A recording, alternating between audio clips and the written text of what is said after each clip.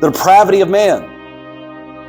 And when you're looking at it, you know what this is, right? This is called the depravity of man. What is it? What is the depravity of man? What does that mean? Here are some questions. This is a sheet filled with Bible verses. I'm not kidding. Bible verses after Bible verses after Bible verse of the evil of man. Of course, we don't have time to go through all of it, but this sheet right here, so think about these questions that a lot of times in our culture, ask yourself, what does culture usually say about man? Is man basically good or basically evil? Basically good or basically evil? People say, oh, he's basically good.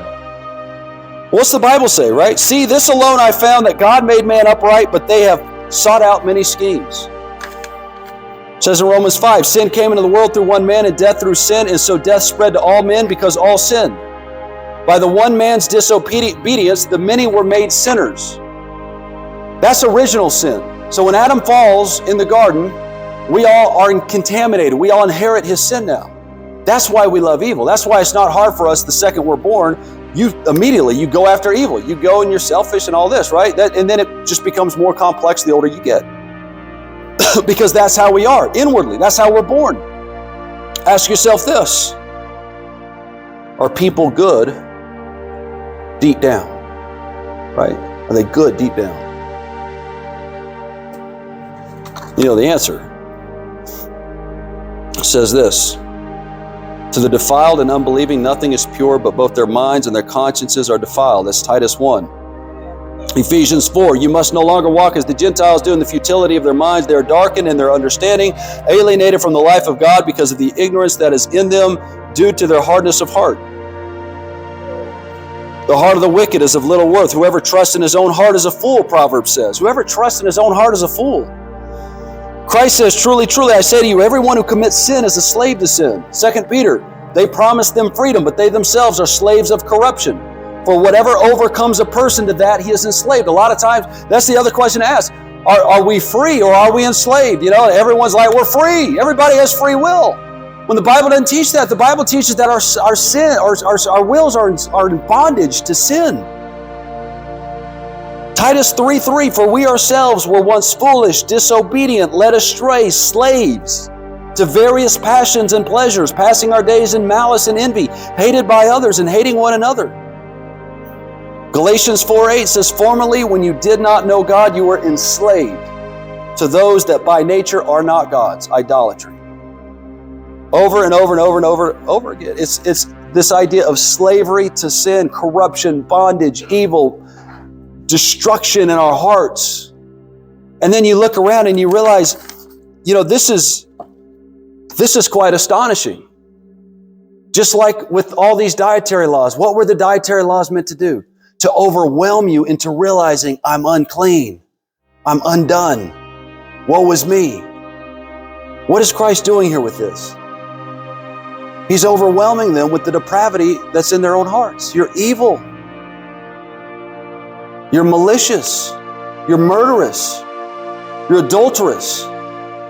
And the rich young ruler's like, what are you talking about? I've never done this. I've loved everybody. I've always done this. I've always done that. Christ says, you're not looking in the right place, man. It's not your outward actions. Isn't that what he says? He says, you take this law, and then what? You can say all day long, oh, I've never murdered anybody, but when you have hatred in your heart, what is it? It's the same as murder. Why? Because it's the same thing that causes a person to murder is the same expression in a person's heart that even though the person has for another person, he might not murder him, but he still has that same anger.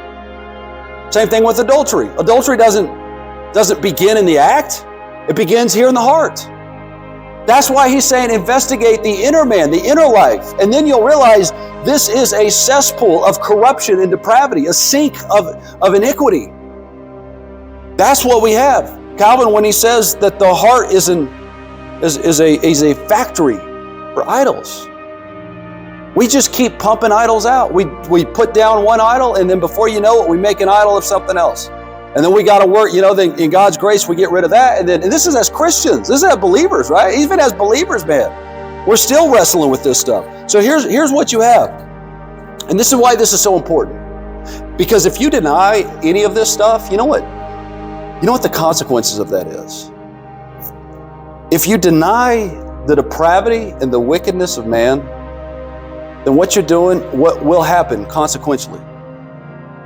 is the gospel becomes less and less precious. When you realize the depravity in my heart is this bad, then you realize the work of grace that it takes to save a sinner like me. That's why when somebody says, Jeffrey Dahmer's going to heaven, then I don't want to go to heaven. And you realize they have completely missed the gospel, right? Because the gospel is every single heart is worse than Jeffrey Dahmer's, worse than Adolf Hitler. God is restraining us. God is keeping us from doing those things that Jeffrey Dahmer did. He restrains us, but then what do we have? Not that we love God, but that God loved us. It's initiated by God. For God so loved the world. Then you realize, oh wow, He really did love the world. In fact, B.B. Warfield, when it talks about for God so loved the world that He gave His only begotten Son, that whoever, and he says, you know what the for God so loved part? He so loved the world. He's talking about the depravity of man. He loved the world so much that He would do this. What do you mean by so much? The depravity of man so much. It's the depravity of man part. God, though we're this evil, though we're this depraved, though we're this murderous, though we're this barbaric, God so loved us that He did something about it.